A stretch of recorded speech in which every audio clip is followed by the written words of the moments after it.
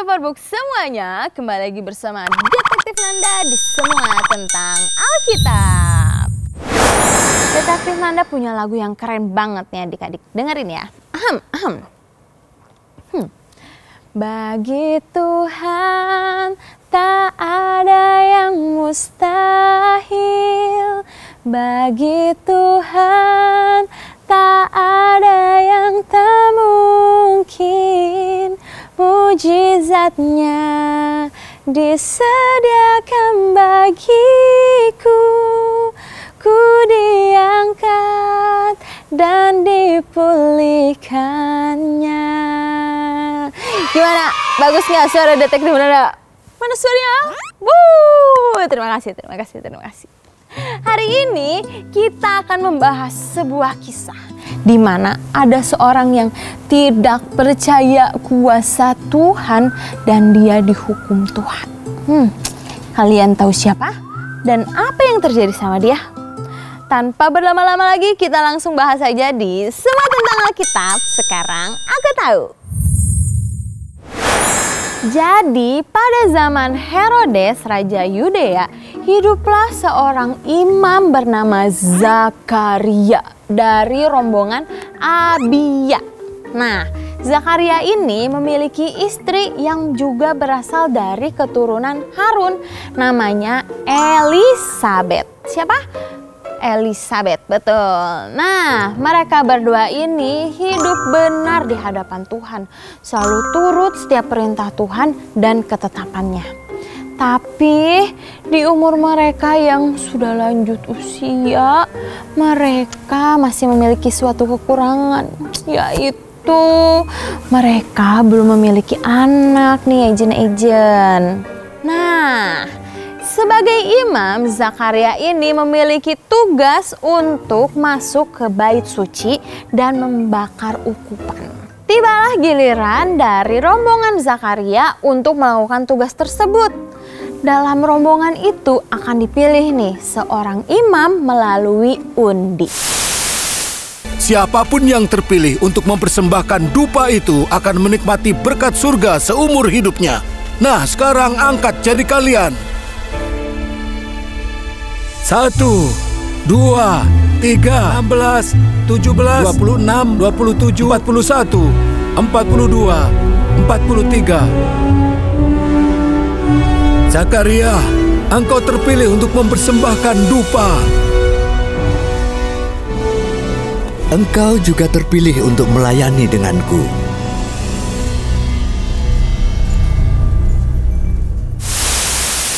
Wow, ternyata Zakaria lah yang terpilih untuk melakukan tugas tersebut. Ketika Zakaria sedang melakukan tugasnya nih, tiba-tiba ada cahaya besar di depannya.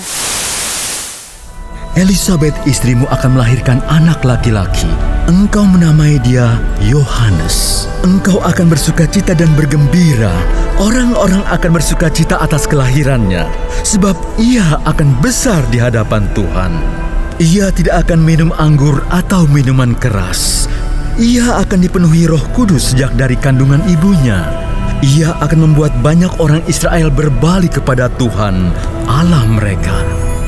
Ia memiliki semangat dan kuasa seperti Nabi Elia. Ia akan mempersiapkan umatnya untuk menyambut kedatangan Allah. Ia akan mendamaikan hati bapa dengan anaknya dan orang-orang durhaka kepada pikiran orang-orang benar. Bagaimana aku tahu bahwa hal ini terjadi?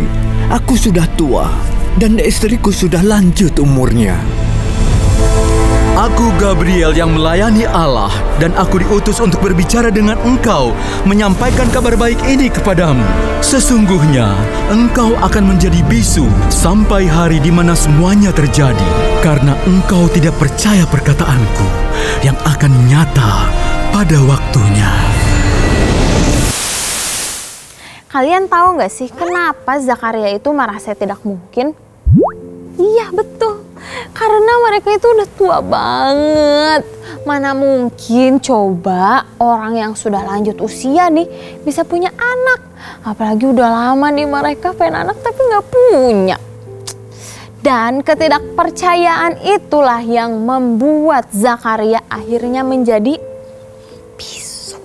Sampai janji Tuhan itu terlaksana, yaitu bayi itu lahir. Nah, akhirnya Zakaria pulang dan memberitahu nih kepada Elisabet apa yang terjadi dengan cara menulis di batu. Dan kalian tahu, Elisabet benar-benar mengandung beberapa bulan kemudian. Wow, lihat kan betapa dahsyatnya Tuhan kita. Apa yang menurut manusia itu mustahil, tapi tidak menurut Allah. Oke, kita lanjut. Nah, siapa nih yang ingat sama Maria? Betul, dia adalah ibu dari Yesus. Nah, ternyata Maria ini adalah sepupu dari Elisabet loh, Ejen. Nah, Maria juga ternyata mendapatkan kabar dari malaikat bahwa ia akan mengandung dan melahirkan seorang yang akan menjadi juru selamat manusia. Maria pun dikasih tahu nih kalau sepupumu itu si Elisabet, dia juga sedang mengandung. Wah, mendengar itu Maria pun pergi berangkat menuju ke rumahnya Elisabet dan Zakaria di daerah Yehuda. Mulai dari sekarang, semua akan menyebutku berbahagia karena Yang Maha Kuasa melakukan perbuatan-perbuatan besar kepadaku.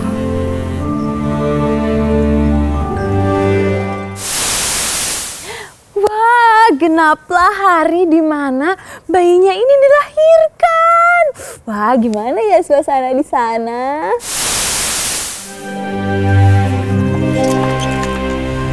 Ia bilang namanya Yohanes. Apa? Coba aku lihat.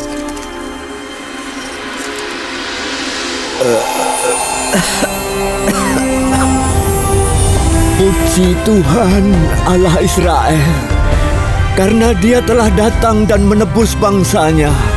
Dan kamu, anakku, akan menjadi nabi yang maha tinggi, karena engkau akan mempersiapkan jalan bagi Tuhan. Setelah bayinya lahir, Zakaria pun kembali bisa bicara dan menaikkan pujian syukurnya kepada Tuhan. Dari kisah Zakaria ini kita lihat Ejen bahwa Tuhan itu sudah menentukan rencana apa yang terbaik untuk kita. Dan rencananya itu pasti keren dan gak kepikiran nih sama kita manusia. Mungkin mustahil bagi manusia, tapi ingat kalau Tuhan bertindak semuanya jadi mungkin. Begitu juga dengan kita Ejen.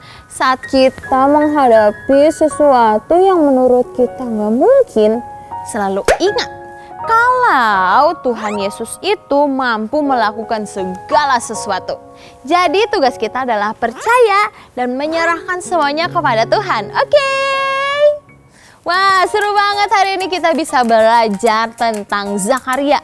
Kalau kalian mau belajar lagi nih, tapi kalian bingung di mana ya Kak, aku bisa belajar Alkitab.